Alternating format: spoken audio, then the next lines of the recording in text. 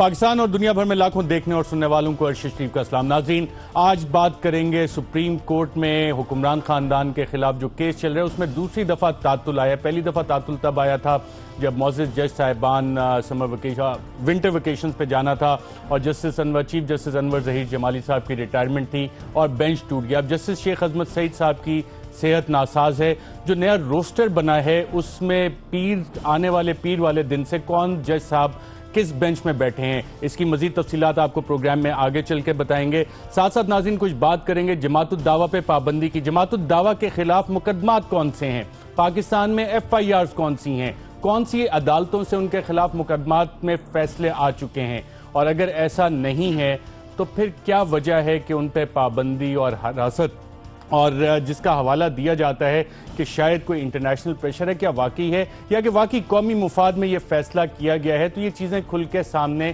क्यों नहीं आ रही। मैं अपने पैनलिस्ट का नाज़रीन आपसे तारुफ करवा दूं। इस्लामाबाद स्टूडियोज में हमारे साथ मौजूद हैं नईमुल हक साहब, सेंट्रल इंफॉर्मेशन सेक्रेटरी हैं पाकिस्तान तहरीक इंसाफ के। उनके साथ तशरीफ फरमाए जनरल एजाज अवान साहब, डिफेंस एनालिस्ट हैं। और कराची से हमें ज्वाइन कर रहे हैं रजा हारून साहब, सीनियर रहनुमा हैं पाक सरजमीन पार्टी की। आप सबका प्रोग्राम में शिरकत का शुक्रिया। जनरल साहब, पहला सवाल आपसे, जमातुद्दावा पे पाबंदी, जमातुद्दावा के खिलाफ पाकिस्तान में मुकदमात कौन से हैं, हाफिज सईद के खिलाफ कौन से मुकदमात हैं, कौन सी FIRs हैं, ये चीज़ें सामने आ गई कि हमने ये सारे इकदामात ले लिए, अरेस्ट करने शुरू कर दिए, वजह क्या है? Thank you very much. बात यह है कि मेरे इल्म के मुताबिक ना तो वो आज तक चार्जशीट हुए हैं, ना उनके खिलाफ कोई मुकदमा पेंडिंग है, ना उन्हें किसी मुकदमे में सज़ा हुई है हाफिज सईद को। और फेडरल गवर्नमेंट की जो खामोशी है कि क्या वजह बनी है उनकी इस इमीडिएट स्टेप की जो अभी उठाया गया है, वो क्या साराइयों को जन्म दे रही है। अब मैं भी इस पर क्या साराई कर सकता हूँ कि या तो ये प्रीएम्प्टिव कस्टडी है, उन्होंने प्रीएम्प्ट किया है आने वाली चीज़ों को, या कोई ट्रैक 2 डेवलपमेंट है इंडिया के साथ और उनको अपीज़ करने के लिए कुछ कर दिया गया है, या फिर कोई ऐसी इनकी एविडेंस अब हाथ लग गई है जो पहले नहीं थी, जिसने मजबूर किया गवर्नमेंट को कि अब कदम उठाने का टाइम है और उठा लें। तो आई थिंक जितना जल्दी वो इसको क्लैरिफाई करें।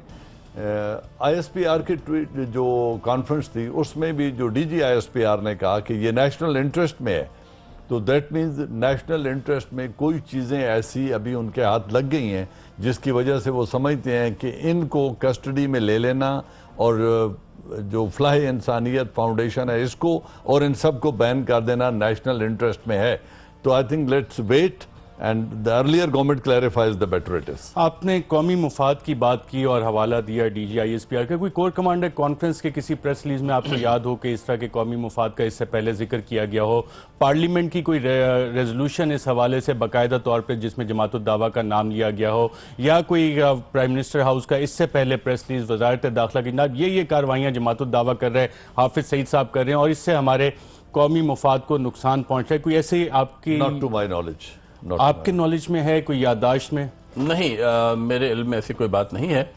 मगर जो शख्स कल तक मुकम्मल तौर पर आज़ाद था और अगर उसके खिलाफ कोई इल्ज़ामात नहीं थे, कोई मुकदमात नहीं थे, उसको अचानक इस तरीके से हाउस अरेस्ट करना, एक दो बातें जो समझ में आती हैं। एक तो ये है कि बैनुल-अक़वामी प्रेशर, और मुझे ये लग रहा है कि नवाज शरीफ साहब अमेरिका जाने के लिए तड़प रहे हैं, और वो जो टेलीफोन कॉल उनकी प्रेसिडेंट ट्रंप के साथ हुई थी वो किसी कहा जाता है कि एक पाकिस्तानी है जो रिपब्लिकन पार्टी में काफ़ी एक्टिव है, उन्होंने करवाई थी।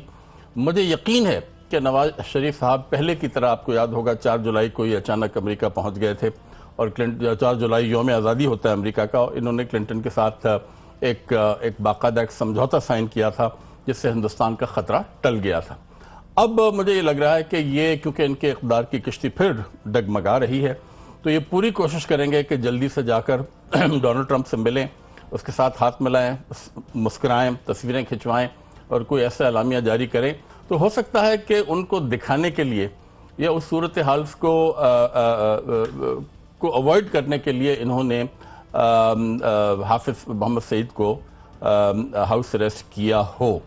मुझे इस वक्त ये नहीं लगता कि हिंदुस्तान के साथ, हालांकि इन्होंने हिंदुस्तानी फिल्मों की इजाज़त दे दी है, कल ही दी है, मगर मैं नहीं समझता कि हिंदुस्तान को खुश करने के लिए या अपीज़ करने के लिए ये ऐसा कदम इस वक्त उठाएंगे। बाद में शायद को अलहदा बात हो, मगर इस वक्त वो मुझे हालात नज़र नहीं आते। नाज़रीन, पंजाब के वज़ीर कानून राना सनाउल्लाह साहब से भी जब इस हवाले से सवालात हुए कि जनाब कौन सा मुकदमा है, कौन से केसेस हैं पंजाब में जहाँ पे पाबंदी उन पे लगी, ज़ेर हिरासत लिया गया, तो राना सनाउल्लाह साहब का इस हवाले से क्या कहना था, आइए ज़रा सुनते हैं।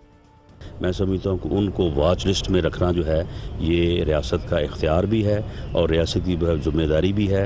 उस ज़िम्मेदारी को निभाते हुए ये इकदाम जो है वो किया गया है। इसमें किसी और तरह के जो है वो असरात को या इफ़ेक्ट्स को या रेफरेंसेस को तलाश करना जो है मुनासिब नहीं है। जी नाज़रीन, आपने देखा ये कह रहे थे, और इसके साथ साथ राना सनाउल्लाह साहब, मैं प्रोड्यूसर साहब से कहूँगा वो वाली भी इनकी बातचीत निकालें जहाँ उन्होंने कहा है कि जनाब पंजाब में इनके खिलाफ कोई मुकदमात नहीं है, हाई कोर्ट से इनके खिलाफ मुकदमात ख़त्म हो गए थे। जैसी आदिल साहब जी ज़रा सुनाइएगा दोबारा।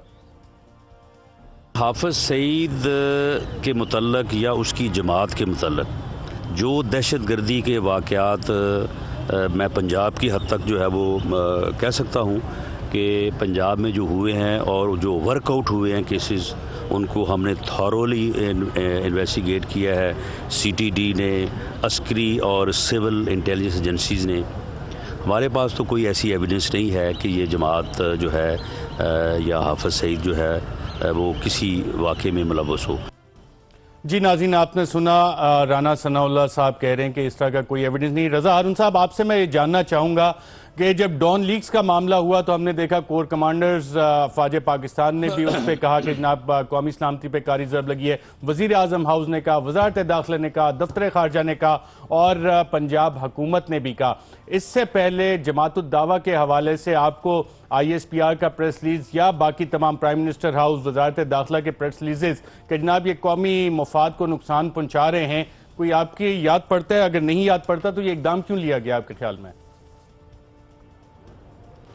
नहीं, पहले अरशद भाई जो भी वजूहात पहले हों, कल मैं एक प्रोग्राम में था, किसी चैनल में था और वहाँ राना अफजल साहब थे हुकूमत की जानिब से, उन्होंने डॉन लीग से बड़ा कैटेगोरिकली कहा कि हमसे मिस्टेक हुई और उस मिस्टेक की वजह से एक मिनिस्टर को हमने रिमूव किया। मिस्टेक का कन्फेस कर लेना अस खुद ये बताता है कि हुकूमत एक्सेप्ट कर रही है कि उस लीक में गवर्नमेंट की साइड से लीक हुई है और एक मिनिस्टर का रिस्पॉन्सिबल है। तो वो तो कल सेटल हो गया इशू, अब वो पता नहीं उसके आगे क्या कार्रवाई होती है, नंबर 1। नंबर 2 बात ये है कि किसी भी तरह का सेंसिटिव एक्शन अगर किसी डेमोक्रेसी में या किसी ऐसी जगह जहाँ गुड गवर्नेंस हो, जहाँ लिया जाता है, वहाँ ये जमातुद्दावा के खिलाफ एक्शन और हाफिज़ सईद साहब के खिलाफ, मुझे तो अब तक ये नहीं पता कि उनको किस कानून के तहत गिरफ्तार किया गया है, नज़रबंद किया गया है, क्या किया गया है। क्योंकि गवर्नमेंट ने अपनी गवर्नमेंट ने अभी तक ये नहीं किया कि उन्होंने अभी तक आकर या तो वजीर कानून हो या वजीर दाखिला हो या जो भी कंसर्न मिनिस्टर्स हो, वो आकर के अवाम को एक स्टेटमेंट देते, क्लैरिटी के साथ बात करते, ताकि मैं और आप यहाँ क्या सारा या ना कर रहे होते और पुरानी बातों को याद ना कर रहे होते। ये है प्रॉब्लम कि एक्शन लेने के बाद इनके पास उस एक्शन की जस्टिफिकेशन नहीं होती है, इसलिए सारे के सारे मामले इनके खराब होते हैं और खराबी नजर आती है आपको। बिल्कुल ठीक है, आपने डॉन लीग जिक्र किया, नाज़रीन आपको याद कराते चलेंगे डॉन लीग्स में अहम मोड़ कौन कौन से आए, ये मामला शुरू कैसे हुआ, इस पे वजीर दाखिला क्या कहते रहे और अभी हाल ही में DG ISPR ने इस हवाले से किस उम्मीद का इजहार किया। इस सीक्वेंस को देखते हैं, जरा चेन ऑफ इवेंट्स को जरा देखते हैं।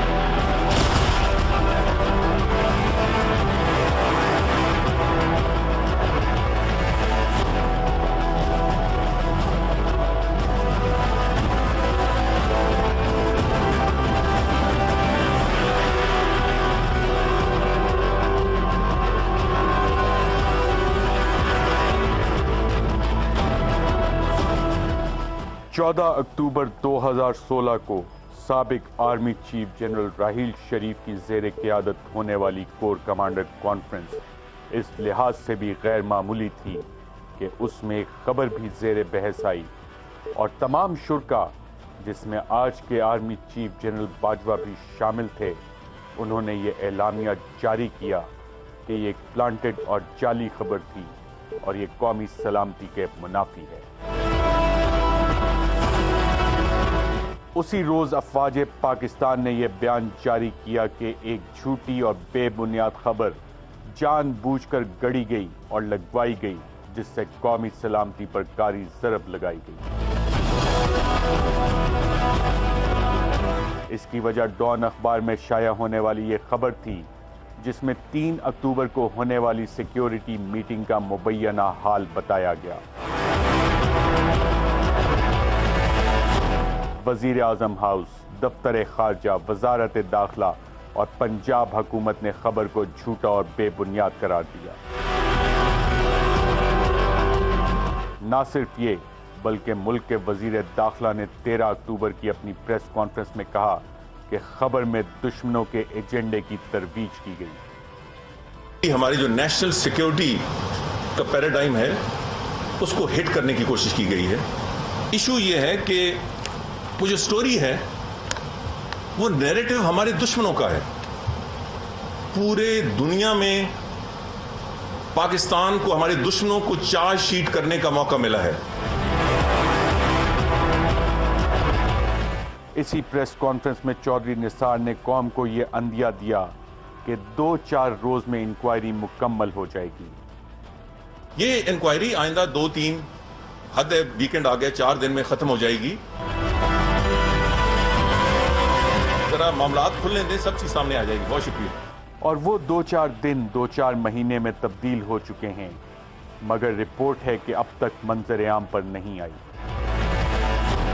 हुकूमत ने हाई कोर्ट के एक रिटायर्ड जज की सरबराही में एक इंक्वायरी कमेटी बनाई और उसे 1 माह का टाइम दिया। एक इंक्वायरी जो चौधरी निसार खुद भी कर चुके थे और वजीर आजम और उस वक्त के आर्मी चीफ जनरल राहील को इस रिपोर्ट के बारे में एतमाद में भी ले चुके थे, एक बार फिर एक और इंक्वायरी की नजर हो गई। और उस पर उन्होंने कहा कि जो सब कल आर्मी चीफ ने भी कहा था कि इसको अनाउंसमेंट से पहले जरा हमसे भी शेयर कर लें, तो आप उनसे शेयर कर दें। तो उस मीटिंग में दार साहब भी बैठे थे और शहबाज साहब भी, जहां मैंने प्राइम मिनिस्टर को ये ब्रीफ किया। तो मैंने कहा जी कि मैंने एक सेंटेंस कहा जो मैं अब रिपीट नहीं करता। मुझे दूसरा मेरा फिक्रा था वो ये था कि मैं शेयर करने के लिए तैयार हूं, मगर इसमें ये शहबाज शरीफ और इसाक डार साहब भी मेरे साथ मौजूद। और फिर 7 जनवरी तक कमेटी को एक और तौसीह दे दी गई। चौधरी निसार का कहना था कि इंक्वायरी कमेटी की मियाद में तौसीह कमेटी की अपनी दरख्वास्त पर की गई। मैंने जब 1 महीने की एक्सटेंशन की पहले आई एक रेफरेंस, तो उस पर भी अपने तहफ़्फ़ुज़ात का इज़हार किया था और अब भी तहफ़्फ़ुज़ात का इज़हार किया है। मगर एक कमेटी की तरफ से अज़ खुद रिक्वेस्ट आए तो जाहिर है कि कुछ किया नहीं जा सकता। 7 जनवरी भी गुजर गया और कमेटी की रिपोर्ट फिर भी सामने न आई। इस दौरान कमेटी के सामने हुकूमती अरकान, इंटेलिजेंस अफसरान और सहाफ़ी पेश हुए और फिर चौधरी निसार ने 14 जनवरी को एक दफ़ा फिर कौम को अंदिया दिया कि रिपोर्ट तैयार है। मुझे बताया ये गया है कि रिपोर्ट तकरीबन तैयार है और आइंदा चंद दिनों में हुकूमत को पेश कर दी जाएगी। मगर वो चंद दिन भी गुजर गए और 30 जनवरी को फिर कहा कि रिपोर्ट आइंदा चंद रोज में हुकूमत को मिल जाएगी। डॉन लीक, जैसे मैंने कहा कि आखिरी एक्सटेंशन मैंने दी थी कमेटी की रिक्वेस्ट पे, जो कि इस महीने की 7 तारीख को खत्म हो रही है, इस अगले महीने की 7 तारीख को खत्म हो रही है। मुझे अंदाजा है कि रिपोर्ट आइंदा चंद दिनों में वजारत दाखिला को मिल जाएगी और हम हुकूमत को पेश कर देंगे। तो इस हवाले से जो भी सवालात हैं, मेरा ख्याल है कि जब वो रिपोर्ट मंसर आम पर आ जाए तो मैं ज़्यादा बेहतर पोजीशन में होऊंगा उसका जवाब देने। अगले ही दिन अफवाज पाकिस्तान के तर्जुमान ने भी इसी तरह का बयान दिया। डॉन लीग का जो मसला है वो आप मीडिया को ये भी सब पता है कि वो उसके ऊपर इंक्वायरी हो रही है। उसकी इंक्वायरी का हम उम्मीद करते हैं कि आने वाले चंद दिनों में उसका जो रिज़ल्ट है वो हुकूमत पाकिस्तान जो है वो लेके आएगी, मीडिया के साथ शेयर भी होगा। और जब तक वो इंक्वायरी नहीं हो जाती उस पर फिर वही क्या सराइयों वाली बात है जो मैंने की है कि क्या सराइयाँ जितनी मर्ज़ी कर लें, उसके ऊपर डिसीजन जैसे ही होगा हुकूमत जो है वो सबके साथ शेयर करेगी। जिस मामले को कौमी सलामती पर कारी ज़र्ब करार दिया गया, इसमें ताख़ीर की वजह समझ से बालातर है।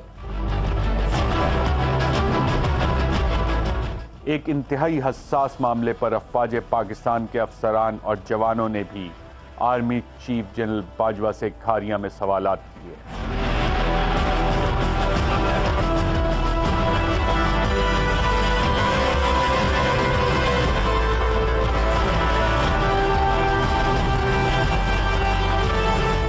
ज़राए के मुताबिक इंक्वायरी कमेटी की कोशिश है कि इस मामले का मलबा साबिक वफाकी वजीर इत्तलात परवेज रशीद पर डाल दिया जाए।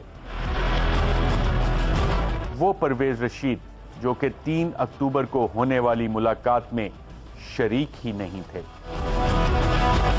परवेज रशीद साहब पर इल्ज़ाम आयद करने की कोशिश है कि बतौर वजीर इत्तलात उनकी कोताही है कि उन्होंने खबर नहीं रिकवाई।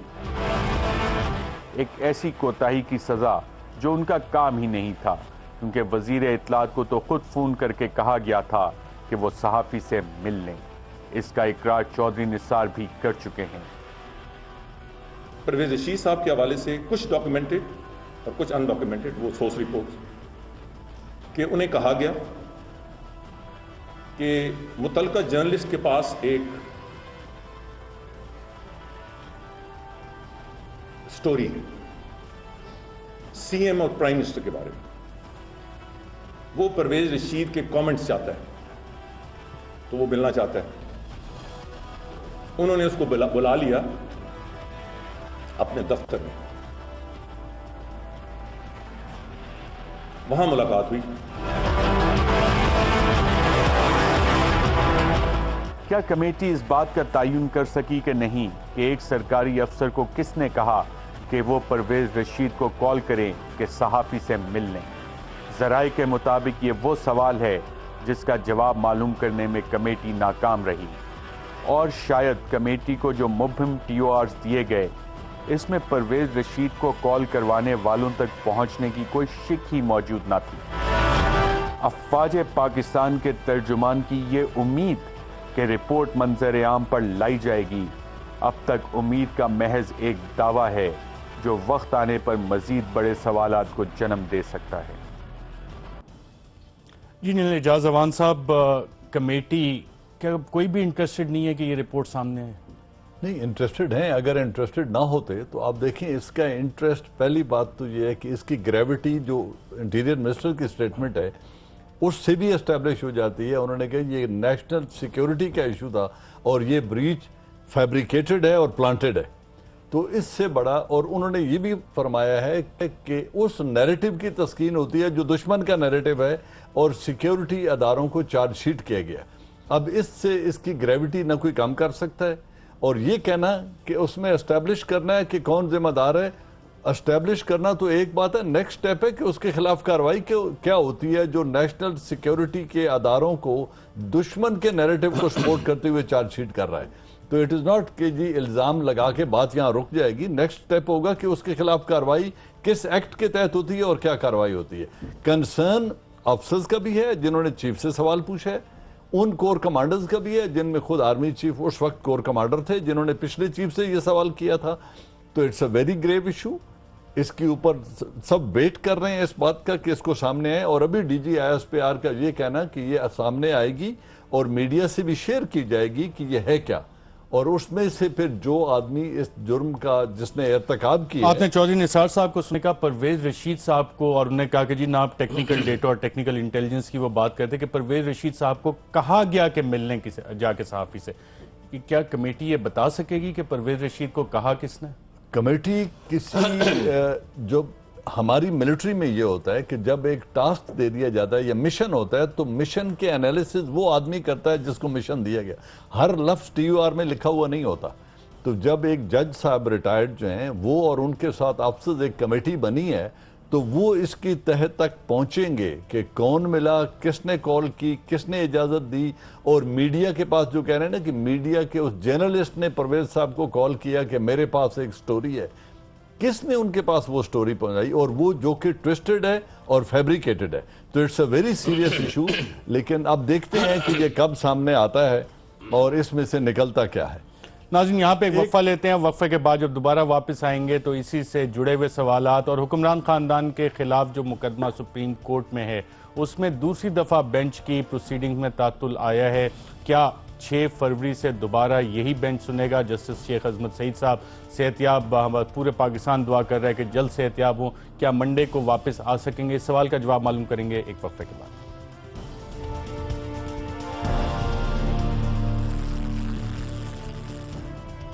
वेलकम बैक नाज़रीन। नईमुल हक साहब, आपने रिपोर्ट भी देखी इस हवाले से, और मतवातिर वज़ीर दाखिला एक बार चंद रोज़ अब वही बात तर्जुमान अफवाज पाकिस्तान भी कह रहे हैं। ये चंद रोज़ ख़त्म कब होंगे, या कि अब सारे चाहते हैं कि ये रिपोर्ट इसको कहीं मिट्टी डाल दी जाए इस पर? देखिए, इस रिपोर्ट को उसी वक्त रोका जा सकता है जब नवाज शरीफ साहब खुद अहकाम जारी करें। और मुझे खदशा है कि नवाज शरीफ साहब इस रिपोर्ट को पढ़ने के बाद एक मुश्किल में गिरफ्तार हो गए हैं, और उसको सामने रखते हुए इन्हीं इनके अहकामात पर, ये मेरे खदशात हैं और मुझे बल्कि यकीन है तकरीबन कि उनकी इजाज़त के बगैर ये रिपोर्ट रोकी नहीं जा सकती। नंबर 1। नंबर 2, ये जो कमीशन बनाया गया था इसमें तमाम के तमाम अफराद वो थे, इंक्लूडिंग द हेड, जिनका ताल्लुक़ नवाज शरीफ साहब के साथ रहा है पिछले 8 साल में और पिछले कई सालों में, और उनकी जो न्यूट्रलिटी थी उस पर हमने तो तहरीक इंसाफ ने शकूक और शुबात का इजहार उसी वक्त कर दिया था, जज साहब पे कर दिया था। तीसरी बात यह कि 2 ऐसे लोग हैं जिनके बयानात इस कमीशन को लेने चाहिए थे, जो मेरे ख्याल में इन्होंने नहीं लिए। एक वज़ीर आज़म का खुद और एक उनकी साहबजादी मरियम नवाज साहबा का भी बयान आना चाहिए था, कि क्योंकि वो प्राइम मिनिस्टर हाउस का जो मीडिया सेल है, सब जानते हैं, उसकी सरबराह हैं। और वो तो रायवंड में रहती हैं। नहीं, वो यहाँ रहती हैं जी, इस्लामाबाद में भी। अदालत में उन्होंने बताया है कि रायवंड में रहती हैं। रायवंड में होगा उनका घर, मगर यहाँ भी शमीम एग्री फॉर्म अदालत में उन्होंने मगर लिख के दिया है। जो मीडिया सेल है वो तो यहाँ है ना। मीडिया सेल आप किस बिना पे कह रहे हैं कि वो यहाँ रहती हैं? मैं ये कह रहा हूँ वो रहने के, मैं ये कह रहा हूँ कि उनका बयान आना ज़रूरी था, क्योंकि वो बहुत बड़े तरीके से हुकूमत की पॉलिसीज़ पर मीडिया के हवाले से असर अंदाज होती चली आई हैं और आज तक हैं रोज़ाना। और उनके पास एक बहुत बड़ी टीम है जो उनके जो सब जानते हैं कितनी बड़ी टीम है। तो इन दोनों के बयान भी ज़रूरी थे इस कमीशन में। मुझे कमीशन की नेक नियति पर अब शुबा यकीनी हो गया है। और दूसरी बात यह कि अगर इसके इंकशाफात इसके अंदर ऐसे हैं जिनसे नवाज शरीफ साहब या उनके जो करीबी साथी हैं उनको कोई नुकसान पहुँचेगा, तो फिर तो बात समझ में आती है कि नवाज शरीफ साहब ने इसको रुकवा दिया है। अब देखेंगे कि चौधरी निसार साहब कह चुके हैं, या जो फौज की तवक्कुआत हैं, कब ये रिपोर्ट सामने आती है। इन्होंने आज तक मॉडल टाउन की रिपोर्ट नहीं छापी, ठीक है जी। इन्होंने ये नहीं बताया कि रेमंड डेविस को जो पैसे दिए गए कसास के, वो कहाँ से आए थे, क्योंकि अमेरिका ने तो कह दिया जी हमने तो कोई पैसा नहीं दिया। इन्होंने पानामा को 9 महीने से हकीकत का इजहार नहीं किया। इनकी आदत है सच पर पर्दा डालना, इनकी आदत है झूठ बोलना, और मुझे यकीन है कि ये रिपोर्ट जो है इस पर, मगर इसको दबा नहीं पाएंगे। इसका ताल्लुक पाकिस्तानी अफवाज से है जो हमारे लिए सबसे मुकद्दम है, और मैं समझता हूं कि अगर इन्होंने रिपोर्ट को मजीद दबाया तो सबसे ज्यादा नुकसान इन्हीं को पहुंचेगा। रजा हारून साहब, आपसे ही मैं जानना चाह रहा हूं, आपने जो हमने रिपोर्ट चलाई उसमें 12 आपने वजीर दाखिला को सुना, वो कह रहे हैं जी चंद रोज, और ये काफी अरसे से वो कहते आ रहे हैं जब से ये इंसिडेंट हुआ। साथ साथ उन्होंने एक और बात भी की कि वजीर इत्तलात जो उस वक्त के थे परवेज रशीद साहब, उन्हें कहा गया कि आप जाके मिल लें। अब जो कहने वाला है वो ये कमेटी आइडेंटिफाई कर पाएगी, नहीं कर पाएगी, और क्या अब कोई भी इंटरेस्टेड नहीं है कि ये रिपोर्ट सामने आए? अर्शद भाई, मुझे नहीं लगता कि ये रिपोर्ट अगर बन गई है तो कभी सामने आएगी, क्योंकि जो रिपोर्ट सच और हक पे मबनी बनी होगी तो वो तो दुनिया को मालूम है कि क्या हुआ क्या नहीं हुआ, कौन लोग रिस्पॉन्सिबल हैं। जाहिर है कि उस कमरे में जो लोग बैठे थे वही रिस्पॉन्सिबल हो सकते हैं। और उसमें परवेज रशीद साहब 3 तारीख वाली मीटिंग में नहीं थे जी। परवेज साहब नहीं थे, वो तो खुद कह भी चुके हैं। वो तो सेनेट के फ्लोर पे उनका खैर मकदम किया था जब वो रिजाइन करके गए थे, और वहाँ इम्प्लाइड यही था कि ये बेगुनाह जो है वो इनको स्केप गोट बना के शिकार किया गया है। वो तो खुद भी कह चुके हैं इस बात का। मैं तो कल आपको उससे बता रहा हूँ कि राना अफजल साहब एक्सेप्ट कर रहे हैं मिस्टेक का।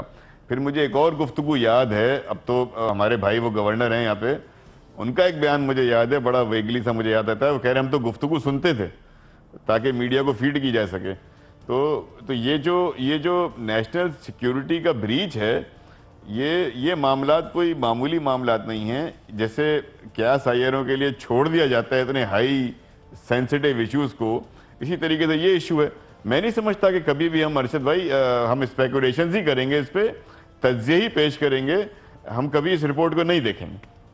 आपका भी यही ख्याल है, नईमुल हक साहब का भी यही ख्याल है, तो तर्जुमान अफवाज पाकिस्तान इतने पुरुमीद क्यों हैं कि ये रिपोर्ट मंजर आम पे आएगी? वो और मैं इस बात पे पुरुमीद हैं कि when army chief commits to his under command कि ये इशू डेड नहीं है और ये सामने आएगा और हम इसको परसू करेंगे, और जो आर्मी चीफ को तर्जुमान रिप्रेजेंट कर रहा है, जब वो ये कहता है he is not giving his policy, जिस पे कोर कमांडर्स तशवीश का इजहार करें और इंटीरियर मिनिस्टर ये कहे कि ये बहुत ग्रेव इशू है और इसको फैब्रिकेट करके प्लांट किया गया और दुश्मन के नैरेटिव की तस्कीन की गई है, तो army chief when he gives his commitment to the under command, Jamaat Dawa पे जो पाबंदी लगी है वो भी होस्टाइल नैरेटिव दुश्मनों का। रजा हारून साहब आपसे कुछ एग्री नहीं करे? जी रजा हारून साहब, मैं ये कह रहा हूं विद ड्यू रिस्पेक्ट जी, उस कमरे में कोई 200 अफराद नहीं थे, उस कमरे में गिनती के चंद अफराद थे, उनमें से ये एक रिस्पॉन्सिबल है। 3 का 4 का तो मुझे पता है कि वो 4 नहीं हो सकते, क्योंकि वो 4 तो रिसीविंग एंड पर आ गए खबर से, तो रह गए चंद लोग। 4 महीने हो गए हैं, 4 महीने में अगर हमारे लोग या हमारे इदारे इस बात को इंश्योर नहीं कर सके सर, इतनी सिंपल इन्वेस्टिगेशन को, इतनी जो कि बिल्कुल ओपन है, तो हाउ कैन यू एक्सपेक्ट कि जी आगे जाकर I am really amaze surprise कि ऐसा होगा। मैं तो नहीं समझता। ओपन एंड शट केस है, 4 आदमियों में से किसी एक का नाम होना है इसमें, फिक्स रिस्पॉन्सिबिलिटी फिक्स होनी है। कमरे में मौजूद लोगों तक ये महदूद है, कमरे से बाहर का इशू नहीं है। इसमें कौन सा रॉकेट साइंस है या कोई शर्लॉक होम्स को लेकर आना है आपने? मेरे ख्याल में अदारा जो टाइम दे रहा है, जिस अदारे को टारगेट किया गया, इदारे का जिस अदारे की रेप्यूटेशन उसकी मर्जी लाई गई है, उसमें उस वक्त कमांड चेंज हो रही जो थी। रजा हारून साहब का सवाल है कि गिनती के लोग थे, कोई 250-300 लोग नहीं थे। अगर आपकी विल हो कि हमने सच तक पहुंचना है, और नेशनल सिक्योरिटी ब्रीच रजा हारून ने नहीं कहा, नईमुल हक ने नहीं कहा, अरशद शरीफ ने नहीं कहा, क्लैरिटी की वजह से इंटीरियर मिनिस्टर ने कहा था 4 दिनों में बात सामने आ जाएगी। 4 दिन तो अब 4 माह होने वाले हैं। एग्जैक्टली। तो अब आई थिंक अरशद साहब एक बहुत बात ज्यादा और है। वक्त लग चुका है, If और you- जो if you allow me to add, if you allow me to मैं आ रहा हूं रजा साहब आपकी तरफ। जी रजा साहब, सर मेरा मानना यह है कि ये इदारे का इशू है ही नहीं। इदारे का इशू कैसा है? इदारे की अपनी इंटेग्रिटी है, उसको national ये issue इशू है है। सर, नेशनल इंपॉर्टेंस का इशू है, और हमें इससे जो एक तशवीश है एज अ सिटीजन सर, वो ये तशवीश है कि और क्या क्या बातें बाहर चली गई होंगी, मुझे तो नहीं पता। मुझे तो एक सैंपल मिला है और सैंपल को देखकर मैं हैरान हूं, परेशान हो गए इसके ऊपर, और क्या क्या हो चुका होगा। ये तो एक आपके ख्याल में जहां से तो ये ब्रीच हुई, क्योंकि एक जाय वकू होती है कि वो जाय वकू, क्योंकि कहा जी नेशनल सिक्योरिटी ब्रीच, वहां से इंफॉर्मेशन लीकेज हुई, तो वो जाय वकू जो है वहां सिक्योरिटी लीकेज जहां से हो रही थी वो प्लग हुई है या अभी तक लीकेज हो रही है? सर हो सकता है अगर उस दिन हो भी गई हो, 6 अक्टूबर की शायद ये खबर है, कब की 5 की, अगर उस दिन हो भी गई हो तो उससे पहले कितनी से लीक हो चुकी होगी। अगर आपने 5 को वो लीक बंद की है तो सर ये तो नहीं वो तो मतलब अभी तक रिपोर्ट ही नहीं आई, तो पता ही नहीं लगा क्यों नहीं मुलक साहब। देखें, इन्होंने परवेज रशीद साहब को कुर्बानी का बकरा बनाया था इसलिए कि ये हकीकत पर पर्दा डालना चाह रहे थे। इनको उस वक्त तक पता चल गया था कि हकीकत क्या है इस सारे माजरे की, ठीक, और इन्होंने सोचा कि परवेज रशीद को फारिग करो, और ताकि ये मामला दब जाए और हम ये कह सकें कि भाई एक एक्शन ले लिया गया है। इन्होंने कौम की आंखों में धूल झोंकने की कोशिश की, जिसमें ये नाकाम हो अब गए। इस कमेटी के बाद एक और कमेटी बनेगी आपके ख्याल में? इस हवाले से नहीं, मेरे ख्याल में कोई नहीं बनेगी, मगर इस कमेटी की जो भी रिपोर्ट है वो मंजर आम पे लानी ज़रूरी है, वरना बहरहाल ये तो अपना तारीखी रोल अदा कर रहे हैं हकीकत पर पर्दा डालने का। तो मुझे यकीन है कि वो अकेले ये तारीखी रोल अदा कर रहे हैं या कोई सहूलतकार भी हैं उनके? ज़रूर इनकी जमात में ऐसे सहूलतकारों की कमी नहीं है। इनकी जमात के अंदर ऐसे लोग मौजूद हैं जो हर गलत काम में इनकी मुआवनत करना चाहते हैं और करते हैं। सहूलतकार कौन है इस पर मिट्टी डालने में? पॉलिटिकल बरमूदा ट्रायंगल में ये खबर जा नहीं सकती, ये लीक सामने आएगी और whoever is responsible will be held एक responsible. चीज होती है मुकमुका, I don't think अभी किसके जो है ना, साथ? अभी बात ये है मैं जनरल सवाल पूछे। कि हाँ कि let's wait and see what is the outcome, इसमें से इसमें निकलता क्या है। रजा हारून साहब ने कहका मारा है, उनको शायद इल्म है। मुकमुका क्या होता है रजा हारून साहब? ये एक जनरल सवाल है। इस सर, जनरल ऐसा सवाल इसलिए का था कि जनरल बड़े से अपने कोई अजीब ताल्लुक किताब में- नहीं है। इसमें किस सर मैं मुकम्मल बिल्कुल करेंगे आपका, किस तरफ मैं आपको विचार? मैं आपको ये बताऊं सर, आपके हमारा जो आइन है, कॉन्स्टिट्यूशन है अरशद भाई, उसके एंड में हमारे सारे ओथ हैं जो आप एज एन MNA लेते हैं, एज एन MPA लेते हैं, आप एज अ प्राइम मिनिस्टर लेते हैं और एज अ तमाम चीज़ें लेते हैं, उन सब की वायलेशन है सर। वो जितने लोग वहाँ बैठे थे they are all under oath, बेशक वो वहाँ बैठ के बोले या ना बोले, उन्होंने जब ये रिस्पॉन्सिबिलिटी हर एक की, जितने अफराद उस कमरे में थे वो एक बड़े स्ट्रिक्ट कॉन्स्टिट्यूशनल ओथ में थे। इसका मतलब है कॉन्स्टिट्यूशन की वायलेशन हुई है। तो ये सिंपल नेशनल सिक्योरिटी ब्रीच नहीं है, बल्कि वायलेशन ऑफ कॉन्स्टिट्यूशन है कि अपने ऑफिशियल मनसब की हैसियत में जो बात आपको पता चली वो पब्लिक नॉलेज में ले आए। बिल्कुल ये ठीक है allow नहीं रजा है सर, हारून आपको- साहब। आपको आइन आपको रोकता ये है। नाज़रीन, ये मसला इसलिए भी ज्यादा उजागर हो रहा है कि जब जमातुल दावा पे पाबंदी लगी तो कहा गया जी कौमी मुफाद में ये किया गया, तो कौमी सलामती जब ब्रीच हुई तो उस वक्त कौमी मुफाद में इस तरह के एक्शंस देखने में नजर नहीं आए। ना कोई अरेस्ट हुए, ना कोई पाबंदियां लगी, ना कोई अकाउंट्स किसी के फ्रीज हुए। एक कमेटी बन गई। यहाँ पे अभी तक कौम को नहीं बताया कि जनाब कौन सी FIR, कौन से मुकदमे, और कह दिया गया कि जनाब ये कौमी मुफाद में फैसला किया गया और तमाम इदारे इस पे ऑन बोर्ड हैं। अब ये तमाम इदारे अगर कौम की रहनुमाई फरमाएं और वो चार्जशीट सामने रखें तो मेरे ख्याल से पूरी कौम इस पे मुत्तफिक होगी कि अगर वाकई उसमें कुछ हकायक हैं तो फिर एक्शन बनता है। अदरवाइज पाकिस्तान का आइन हर शहरी को कुछ हकूक देता है, जो कि इसलिए हमें पामाल नहीं करने चाहिए कि बैरूनी ताकतों ने कुछ कहा है और ये हम माजी में डू मोर बहुत कर चुके हैं। अब दोबारा अगर हम उसी तरह से शुरू होंगे तो इससे पाकिस्तान की सलामती को शायद उससे ज्यादा खतरात हो सकते हैं। आईने पाकिस्तान सुप्रीम होता है। वक्फा लेते हैं नाज़रीन, और सुप्रीम कोर्ट का अगले हफ्ते बनने वाला बेंच कौन से मौजूद जज साहब कौन सा केस किधर सुनने जा रहे हैं, और जस्टिस अजमत सईद शेख साहब की सेहत जिसके लिए पूरी कौम दुआ गो है, उसका स्टेटस क्या है, एक वक्फे के बाद।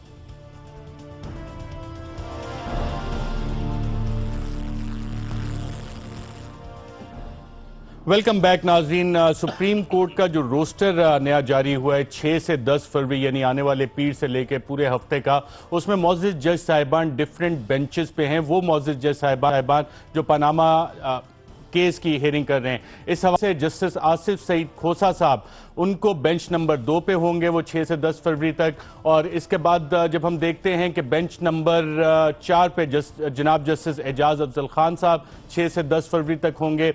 और जब हम देखते हैं नाज़रीन के जस्टिस गुलजार अहमद साहब, जस्टिस जनाब एजाजुल एहसन साहब ये भी बेंच नंबर 4 पे होंगे, और जस्टिस गुलजार अहमद साहब ये कराची रजिस्ट्री में, कराची में जो सुप्रीम कोर्ट की रजिस्ट्री है वहां पे केसेस सुनेंगे। लेकिन ये फाइनल नहीं होती, और हमें बताया गया है कि अगर जनाब जस्टिस शेख अजमत सईद साहब जल्द सेहतयाब हो जाते हैं और डॉक्टर्स उन्हें इजाजत दे देते हैं और वो मंडे को आ जाते हैं तो ये रोस्टर चेंज भी हो सकता है। जस्टिस आसिफ सईद खोसा साहब ने हेल्थ अपडेट देते हुए बताया था आखिरी हियरिंग में कि ना स्टंट पड़ा है उन्हें, ना ऑपरेशन हुआ है, और सेहत उनकी काफी बेहतर होने की उम्मीद है और पूरा पाकिस्तान इसके लिए दुआ कर रहा है। आपको उम्मीद है कि मंडे से हियरिंग दोबारा शुरू हो जाएगी? पूरी PTI दुआ रही है जस्टिस शेख अजमत सईद साहब के जी लिए। बिल्कुल, इंशाल्लाह मुझे पूरी उम्मीद है कि जस्टिस शेख अजमत सईद साहब सेहतयाब होकर पीर तक वापस आ जाएंगे और इंशाल्लाह पीर ही को पनामा केस की कार्रवाई दोबारा शुरू हो जाएगी और गालिबन एक हफ्ते के अंदर अंदर इस कार्रवाई को ख़त्म किया जा सकता है और दोनों जानिब से जो दलाइल हैं और जो रिबटल्स हैं वो भी ख़त्म हो जाएंगे। तो इंशाल्लाह हमें पूरी उम्मीद है कि जस्टिस साहब वापस पाकिस्तान की तारीख का बड़ा केस। मिलिट्री कोर्ट्स के हवाले से भी अफवाज पाकिस्तान का एक कंसर्न था, उस पर भी अभी तक लग रहा है कि हुक्मरान जमात कुछ डिले कर रही है। आपको उम्मीद है कि ये मिलिट्री कोर्ट्स दोबारा कब तक बन जाएंगे? देखिए, मिलिट्री कोर्ट्स न पहले आर्मी के मुतालबे पर बनी थी, ये पार्लियामेंट ने एक आईनी अमेंडमेंट करके उनको एडिशनल जिम्मेदारी दी थी, जिसको उन्होंने वेलकम किया हमेशा की तरह कि आपने हमें जिम्मेदारी दी है और उन्होंने उसे बखूबी निभाया। उनका कंसर्न ये था कि जो राना सनाउल्लाह साहब ने खड़े होकर कह दिया कि मिलिट्री कोर्ट से हमें वो नताइज नहीं मिले जिनकी तवक्को की गई थी, तो कोई ख़ास नताइज बरामद नहीं हुए।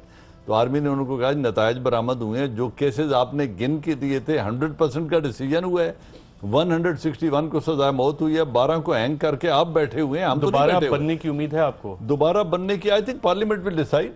क्योंकि जिन कंडीशंस की वजह से बनाई गई थी वो तो जो कि तू कायम है, वो अभी तक एड्रेस नहीं हुई। ना वो आईनी अमेंडमेंट्स की गई, ना वो बेहतरी लाई गई, ना जुडिशियल सिस्टम को स्पीड अप करने के लिए, ना विटनेसेस प्रोटेक्शन में। जब कोई बेहतरी नहीं है और हालात जो कि तू हैं, तो मुझे लगता है ये जिम्मेदारी एक दफा